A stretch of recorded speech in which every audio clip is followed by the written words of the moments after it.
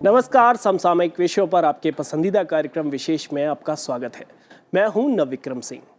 भगवान शिव हिंदू धर्म के ऐसे देवता हैं जिनकी पूजा कैलाश मानसरोवर से लेकर रामेश्वरम तक की जाती है। भगवान शिव देवताओं के साथ साथ दानवों के भी आराध्य हैं, जिनकी पूजा के सबसे बड़े उत्सव यानी महाशिवरात्रि के दिन ही कुंभ मेला 2019 अपने अंतिम शाही स्नान के साथ सफलतापूर्वक संपन्न हो गया। ये कुंभ सिर्फ एक मेला नहीं बल्कि आस्था का वो संगम है जिसमें हर कोई पवित्र गंगा, यमुना, सरस्वती के संगम पर डुबकी लगाकर अपना जीवन सफल करना चाहता है। इस बार कुंभ सिर्फ अपनी धार्मिक आस्था के लिए ही नहीं बल्कि कई अन्य बातों को लेकर चर्चा में रहा, और ये बातें किसी भी भारतीय का सिर गर्व से ऊंचा करने के लिए काफी हैं। इस साल कुंभ मेले ने अपने नाम सबसे ज्यादा लोगों के समागम का Guinness book of world record दर्ज किया। वहीं यूनेस्को ने कुंभ मेले को सांस्कृतिक धरोहर के रूप में मान्यता दी। इसके अलावा कुंभ ने पूरी दुनिया को स्वच्छता और हरित प्रयोग का बढ़ावा देने का संदेश दिया। आज विशेष में बात करेंगे महाशिवरात्रि के मौके पर आयोजित अंतिम शाही स्नान की, साथ ही चर्चा करेंगे देश और दुनिया से आए करोड़ों श्रद्धालुओं की जिन्होंने संगम में डुबकी लगाई। इसके साथ ही जानेंगे कि इस बार कुंभ में किन मायनों में रहा खास। तो आइए शुरू करते हैं आज का विशेष।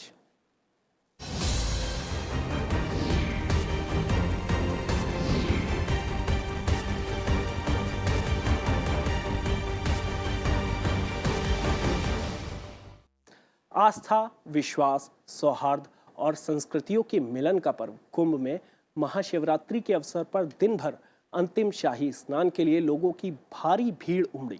करीब 1 करोड़ से ज्यादा श्रद्धालुओं ने इस मौके पर संगम में डुबकी लगाकर सुख समृद्धि की कामना की। 49 दिनों तक चलने वाले इस दुनिया के सबसे अनूठे और बड़े आध्यात्मिक पर्व कुंभ में महाशिवरात्रि के मौके पर अंतिम शाही स्नान किया जाता है।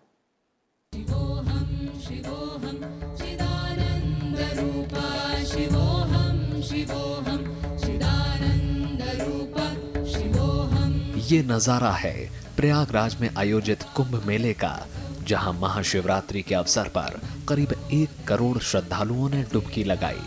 अंतिम शाही स्नान के लिए रात से ही श्रद्धालु बड़ी संख्या में संगम के घाट पर डुबकी लगाने के लिए जुटने लगे।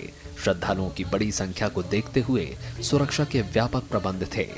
महाशिवरात्रि महत्व को देखते हुए शहर और मेला क्षेत्र के शिव मंदिरों में विशेष प्रबंध किए गए।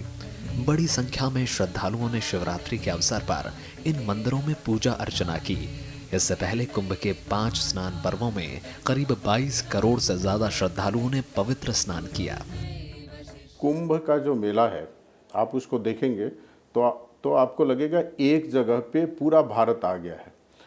कुंभ के मेले को देखने से लघु भारत का दर्शन होता है। मतलब भारत के जितनी भी विविधताएं हैं, चाहे वो धार्मिक क्षेत्र की हो या सांस्कृतिक क्षेत्र की हो, आध्यात्मिक क्षेत्र की हो, सारी चीज़ें एक जगह पे देखने को मिलती है और वो नज़ारा अद्भुत होता है। कुंभ मेले की जितनी भी व्यवस्थाएं होती रही हैं और हुई हैं, मेरे को पूछेंगे तो मुझे ऐसा लगता है हर क्षेत्र में हमने रिकॉर्ड बनाया है। चाहे लोगों को लाने और ले जाने की जो व्यवस्था हो, बसों के द्वारा लाने ले जाने की व्यवस्था हो, ट्रेन के द्वारा लाने ले जाने की व्यवस्था हो, मेला क्षेत्र में लोगों को संगम तक पहुंचाने की व्यवस्था हो, ये अपने आप में एक रिकॉर्ड था। अंतिम शाही स्नान के साथ पूरे देश में महाशिवरात्रि का त्योहार भी पूरी आस्था और विश्वास के साथ मनाया गया।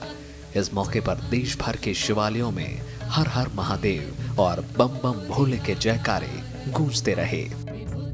वाराणसी, दिल्ली और मुंबई समेत सभी जगहों पर मंदिरों में सुबह से भक्तों की कतार लगी रही। दिल्ली में सुबह से ही शिवालयों में भक्तों का जन सैलाब उमड़ा। वहीं भोलेनाथ की नगरी वाराणसी भी शिव भक्ति के रस में पूरी तरह डूबी रही। इसके साथ ही सोमनाथ मंदिर में भी भक्तों का तांता लगा रहा। महाशिवरात्रि के अवसर पर पूजा अर्चना के लिए भुवनेश्वर के लिंगराज मंदिर में भी श्रद्धालुओं की भारी भीड़ रही। महाशिवरात्रि के मौके पर मंदिरों और शिवालयों को आकर्षक ढंग से सजाया गया।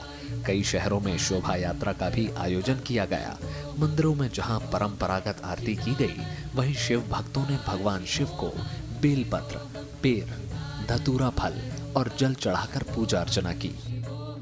ओडिशा की राजधानी भुवनेश्वर स्थित भगवान शिव के प्रसिद्ध लिंग राजा मंदिर में भक्तों ने पूजा पाठ में भारी मात्रा में हिस्सा लिया। महाशिवरात्रि के मौके पर राष्ट्रपति, उपराष्ट्रपति और प्रधानमंत्री ने देशवासियों को शुभकामनाएं दी। राष्ट्रपति रामनाथ कोविंद ने ट्वीट में कहा कि भगवान शिव हर किसी के जीवन में शांति, खुशहाली और समृद्धि लाएं। उपराष्ट्रपति एम वेंकैया नायडू ने अपने ट्वीट में कहा कि भारतीय परंपरा में शिव पार्वती को आदर्श दंपत्ति माना गया है, जहां पत्नी के विचारों को स्वतंत्र और आदरणीय स्वीकार किया गया है। स्वयंभू शिव भी अर्धनारीश्वर के रूप में पार्वती के बिना अधूरे हैं। परिवार और समाज में नारी की महत्वपूर्ण स्वतंत्र भूमिका का आदर करें। प्रधानमंत्री नरेंद्र मोदी ने भी ट्वीट कर महाशिवरात्रि के पावन अवसर पर सभी देशवासियों को शुभकामनाएं दी। महाशिवरात्रि के मौके पर राष्ट्रपति रामनाथ कोविंद कोयम्बटूर में ईशा योग केंद्र के 25वें महोत्सव में मुख्य अतिथि के रूप में शामिल हुए। भरत सिंह दिवाकर के साथ bureau report, Rajya Sabha TV. Ganga, Yamuna और विलुप्त मानी जाने वाली सरस्वती के पावन संगम पर इस बार कुंभ मेला कई मायनों में खास रहा। दिव्य कुंभ और भव्य कुंभ की थीम पर आयोजित इस मेले में सरकार ने बेहतर इंतजामों में कोई कसर नहीं छोड़ी। स्वच्छ और सुरक्षित आयोजन के लिए लाखों कर्मचारी दिन रात निगरानी में लगे रहे। यूनेस्को ने भी इसके महत्व को समझते हुए कुंभ को मानवता की अमूर्त सांस्कृतिक धरोहर के रूप में मान्यता दी। कुंभ की औपचारिक शुरुआत से अब तक तकरीबन 22 करोड़ से ज्यादा लोगों ने आस्था की डुबकी लगाकर एक नया रिकॉर्ड बनाया।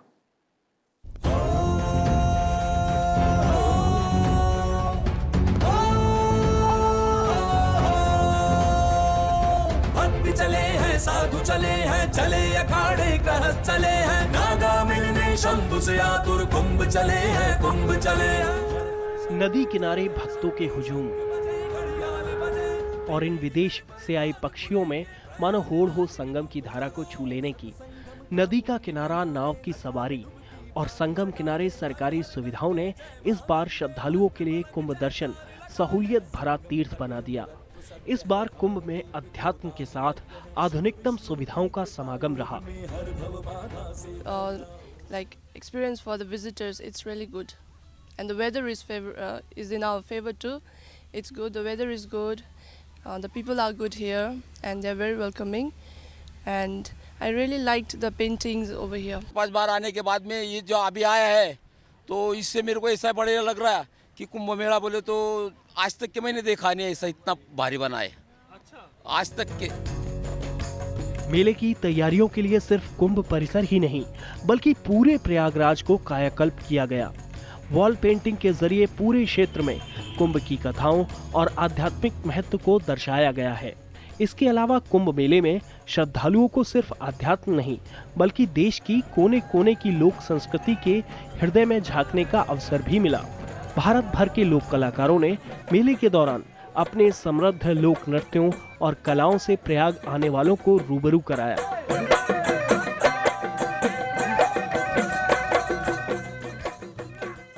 उन्होंने तो संपत्ति को लूटा, हमने संस्कृति को वापस लौटाया। ये कुंभ का अर्थ है कि कुंभ इसलिए शाश्वत है। कुंभ तो मुझे लगता है कि भारतीय संस्कृति की आत्मा है, प्राण है, और ये दूसरों में प्राण फूकेगा। कुंभ मेले में श्रद्धालुओं की सुरक्षा और सहूलियत के लिए भी खास इंतजाम किए गए। जल सुरक्षा को लेकर की गई चक्रव्यूह संरचना किसी किले से कम नहीं। मेला परिसर में यात्रियों को किसी अनहोनी से बचाने के लिए सैकड़ों जवान अपनी मोटर सुरक्षा बोट के साथ तैनात रहे। तेज बहाव से बचाने के लिए नदी के किनारे करीब 5 किलोमीटर लंबे फ्लोटिंग डिब्बे हैं। डूबने की स्थिति में गोताखोर भी गंगा यमुना में श्रद्धालुओं को मुसीबत से निकालने के लिए तैनात रहे। घाट पर किसी भी आतंकी वारदात से बचाने के लिए एटीएस के कमांडो दस्ते भी चौकन्ने रहे। इसके अलावा सुरक्षा जांच और फायर ब्रिगेड के भी खास इंतजाम किए गए। जो हमारे वॉलंटियर्स हैं, जो हमारे होमगार्ड्स के जवान हैं, जो हमारे सिविल पुलिस हैं, जो यातायात कर्मी हैं, जो हमारे पैरामिलिट्री फोर्सेज हैं, जो फ्लड कंपनी के हैं, आपके एनडीआरएफ, एसडीआरएफ, जो भी डिपार्टमेंट है, सबको इस तरीके से ट्रेनिंग दिया गया है कि आने वाले श्रद्धालुओं को एक गाइड की भूमिका में नजर आए। उनका जो रोल है, जो हमारे श्रद्धालु आ रहे हैं, उनको किसी तरीके की असुविधा न हो। मेला परिसर को मच्छर मुक्त रखने के लिए भी कई पहल की गई। 1.25 लाख से ज्यादा शौचालय का निर्माण लोगों की सहूलियत के लिए किया गया। दुनिया के सबसे बड़े आध्यात्मिक पर्व कुंभ मेले में आने वाले विशेषज्ञ डॉक्टरों के साथ हाईटेक अस्थायी अस्पताल भी बनाया गया, जिससे श्रद्धालुओं की तकलीफ दूर करने में काफी मदद मिली।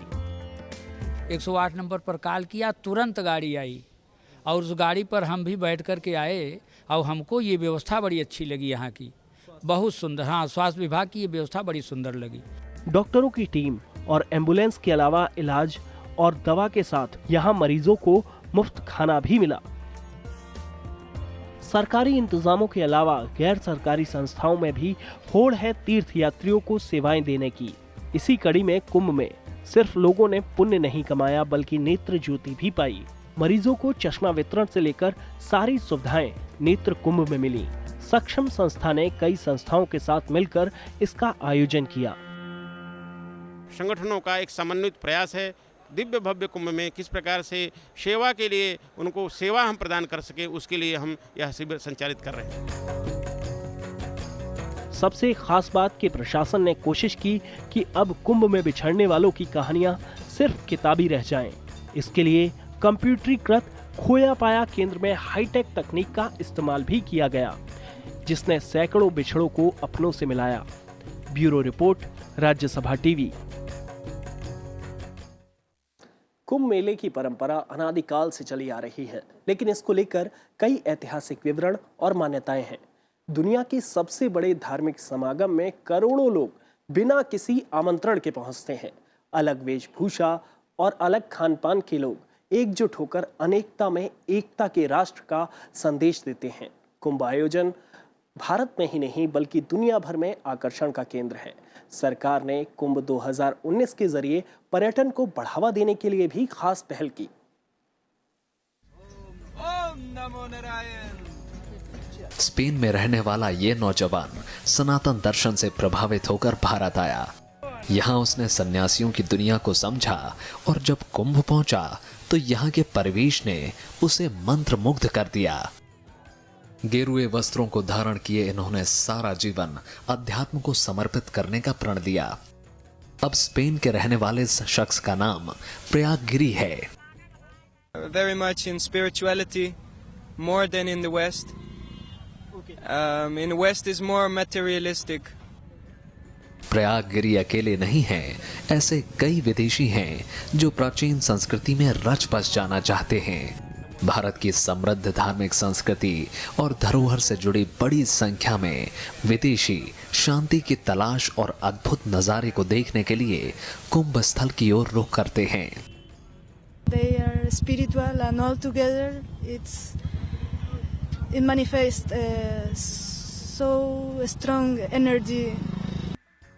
भारतवर्ष में कुंभ का आयोजन सनातन परंपरा का आधार माना जाता है।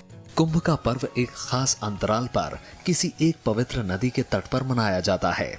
हरिद्वार में गंगा, उज्जैन में शिप्रा, नासिक में गोदावरी और प्रयागराज में त्रिवेणी गंगा, यमुना और सरस्वती संगम पर कुंभ मनाया जाता है। अखाड़ों के पारंपरिक जुलूस, हाथी घोड़े संगीत के बीच नागा संतों की कठिन जीवन शैली लोगों को आकर्षित करती है। आदि शंकराचार्य ने सदियों पहले साधुओं को एकजुट करने और हिंदुओं के पुनरुत्थान के लिए अखाड़ों की स्थापना की थी। शुरुआत में 4 अखाड़े थे, लेकिन बाद में इनका दायरा बढ़ा। मौजूदा दौर में प्रमुख 13 अखाड़े हैं। अखिल भारतीय अखाड़ा परिषद का जो गठन हुआ है सन 54 में हुआ है। जब नेहरू जी आए थे और काफी भगदड़ मच गई थी, काफी लोग मर गए थे, तो अखिल भारतीय अखाड़ा परिषद गठन हुआ इसलिए। और स्वयं सरकार ने कहा कि भाई अखाड़े एक संस्था बना लें ताकि कोई बातचीत करना हो तो हम करें, तो तब से गठन चला आ रहा है। ये 13 अखाड़े होते हैं। देश दुनिया में अलग अलग जगह पर रहने वाले अनगिनत साधु सन्यासियों को संगठित रूप से इस मेले में देखने को मिलता है। अनादि काल से यह पर्व साधु सन्यासियों के धार्मिक चिंतन का अवसर रहा है, जहां भविष्य की नीतियां तय होती हैं। ऐतिहासिक तथ्यों पर गौर करें तो सम्राट हर्षवर्धन के राज्यकाल में 629 ईसा पूर्व में भारत आए चीनी यात्री ह्वेन सांग ने अपनी पुस्तक भारत यात्रा में कुंभ मेले का जिक्र किया है। ऐसा ही वर्णन बौद्ध लेखों में 600 ईसा पूर्व में मिलता है। 20वीं सदी में कुंभ मेले का स्वरूप बदल गया। अंग्रेजों ने कई टैक्स थोपे। हालांकि समय के साथ अखाड़ों ने अपने नियम कायदों में बदलाव किए। साधु संत सदियों से चली आ रही साधना पद्धति, रुद्राक्ष और स्फटिक की मालाएं, भभूत इनके जीवन का सबसे अहम हिस्सा है। लेकिन इसका मतलब ये नहीं है कि डिजिटल साक्षरता नहीं है।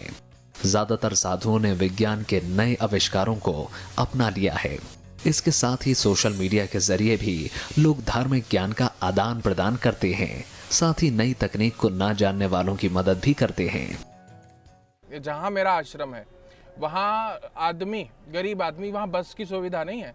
20-25 किलोमीटर पैदल पहाड़ की चढ़ाई करता हुआ आउट ऑफ स्टेशन जाकर वो बिजली का बिल जमा करता। तो मेरे यहाँ अपने मंदिर में मैंने ये सुविधा उपलब्ध कराई है कि भैया जिसको बिजली का बिल भरना हो आप मेरे पास आ सकते हो। मुझे थोड़ी जानकारी है और मैं गवर्नमेंट की वेबसाइट पे जाकर आपका बिल भी भरूंगा, और अगर आप कहीं थोड़े लिखे पढ़े हैं तो मैं आपको सिखाऊंगा। प्रयागराज कुंभ मेले में इस बार किन्नर अखाड़े की पेशवाई चर्चा में रही, जिससे लगता है कि भारतीय समाज के साथ ही संतों में बदलाव की लहर चल रही है। आमतौर पर हाशिए पर रही अनुसूचित जातियों को धर्मचारियों की पदवी दी जा रही है। अंग्रेजों से लड़ते लड़ते शहीद हो गए, अपनी जमीन जायदाद राज रजवाड़ा छोड़ दिया, जंगलों को चले गए, मगर सनातन संस्कृति उस समय नहीं छोड़े। तो आपको क्या आवश्यकता, आप बिल्कुल मत जाइए, कहीं यही बने रहिए। हम शिव की पूजा करते थे, हम आदिशक्ति भवानी की पूजा करते, सूर्य चंद्रमा अग्नि की पूजा, नाग देवता की पूजा करते थे, करते हैं और करते रहेंगे। प्राचीन संगम नगरी है तो जाहिर है यहाँ के मंदिर और अन्य तीर्थ स्थल भी उतने ही पुराने होंगे। इस बार सरकार ने प्रयास किया कि आने वाले श्रद्धालुओं के लिए खास इंतजाम किए जाएं। इसी कड़ी में इस बार मूल अक्षय वट के दर्शन का पुण्य पा सकें। इसके अलावा पहली बार भव्य टेंट सिटी रहने के लिए और कुंभ की कथा श्रद्धालुओं को सुनाने के लिए लेजर शो का भी इंतजाम किया गया। इसके अलावा सरकार ने हर संभव प्रयास किया कि लोगों को आध्यात्मिक यात्रा में आधुनिकतम सुविधाओं का भी लाभ मिल सके। आकाश पोपली के साथ bureau report, Rajya Sabha TV. Prayagraj में कुंभ कानों में पड़ते ही गंगा, यमुना एवं सरस्वती का पावन सुरम्य त्रिवेणी संगम मानसिक पटल पर चमक उठता है। पवित्र संगम स्थल पर विशाल जनसैलाब हिलोरे लेने लगता है और हृदय में भक्ति भाव विहल हो उठता है। कुंभ का आकर्षण अपने आप में इतना जबरदस्त होता है कि पूरी दुनिया से लोग यहाँ खिंचे चले आते हैं। इस बार कुंभ में डुबकी लगाने राष्ट्रपति रामनाथ कोविंद, उपराष्ट्रपति वेंकैया नायडू और प्रधानमंत्री नरेंद्र मोदी के अलावा अनेक देशों के प्रतिनिधि भी शामिल हुए।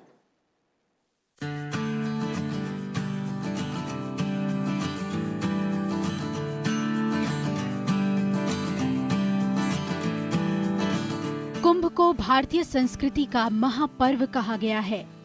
प्रयागराज के इस संगम में कुंभ के समय कई परंपराओं, भाषाओं और लोगों का अद्भुत संगम देखने को मिला। कुंभ की अद्भुत छटा को देखने और पवित्र संगम में डुबकी लगाने के लिए दुनिया के कोने कोने से लोग यहाँ आए।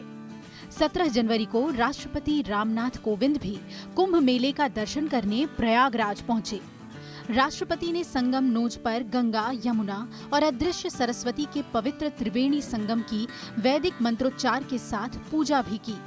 इस मौके पर राष्ट्रपति ने कहा कि कुंभ आस्था का चुंबक है और ये पूरे विश्व के लिए अनूठा कार्यक्रम है।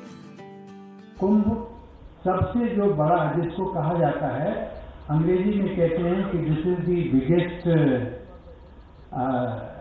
Congregation of humanity in the world, biggest. और अभी तो लोग इस पर कुछ रिसर्च कर रहे हैं कि आखिर हिंदुस्तान में इतनी बड़ी संख्या जब आती है तो ये इसको मैनेज आपको नहीं करना पड़ता, ये अनमैनेज भी नहीं होती है, लेकिन ना चाहते हुए भी मैनेज अपने आप को इतने स्वयं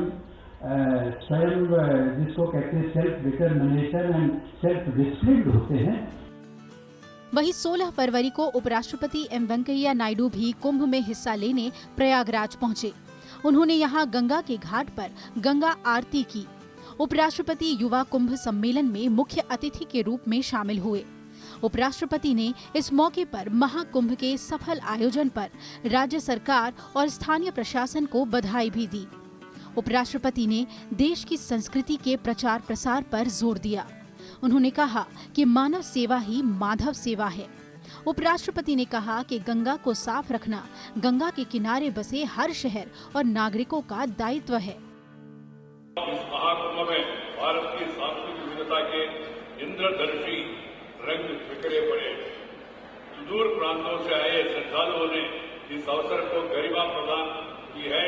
जगह जगह पंडालों में हो रहे सत्संग धार्मिक विमर्शा भारत की उसी सनातन परंपरा के अनुरूप है जिसमें कहा गया था, एकम सत विप्रः बहुधा वदन्ति।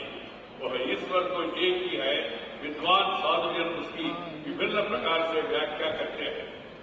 भारतीय परंपरा में माना भी गया है, मानव सेवा ही माधव सेवा, मानव सेवा ही माधव सेवा है। Share and care is the core of Indian philosophy. Share and care is the core of Indian philosophy.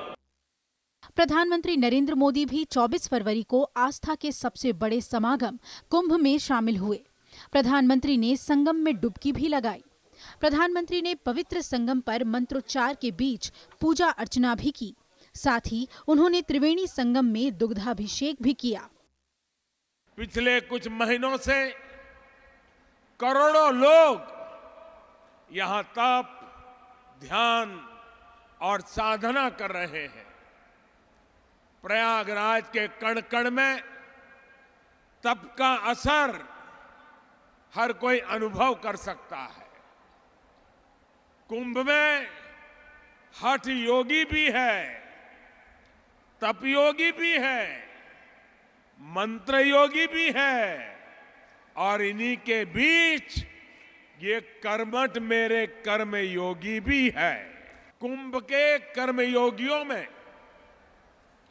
साफ सफाई से जुड़े कर्मचारी और स्वच्छाग्रही भी शामिल हैं, जिन्होंने साबित कर दिया है कि दुनिया में नामुमकिन कुछ भी नहीं है। प्रधानमंत्री ने स्वच्छाग्रहियों के पैर धुलकर उनका आशीर्वाद लिया। सफाई कर्मचारियों के पैर धुलकर प्रधानमंत्री ने उनके पैर पोंछे और उन्हें एक शॉल भी भेंट की।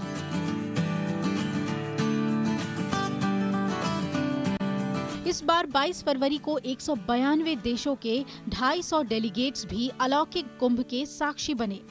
विदेशी मेहमानों ने संगम में पुण्य की डुबकी लगाने के साथ ही आध्यात्मिक व सांस्कृतिक कार्यक्रम में हिस्सा भी लिया।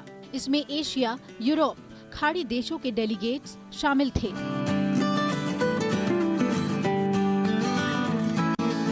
इसके अलावा 24 फरवरी को मॉरिशस के प्रधानमंत्री प्रविंद जगन्नाथ और प्रवासी दिवस सम्मेलन में हिस्सा लेने वाले करीब 3000 अतिथियों ने कुंभ मेले में स्नान और पूजा अर्चना की। दुनिया में आस्था का सबसे बड़ा समागम कुंभ की भव्यता देखते ही बनती है। देश दुनिया के जिन लोगों ने यहाँ आकर आस्था के संगम में डुबकी लगाई, वो यहाँ से अलौकिक अनुभूति के साथ ही लौटे। कुंभ के जरिए भारत की सांस्कृतिक विविधता की झलक भी हमने पूरी दुनिया को दिखाई। पूरी दुनिया ने देखा कि कुंभ आस्था, विश्वास, सौहार्द, मिलनसारता का सबसे बड़ा पर्व है। Bureau report, Rajya Sabha TV.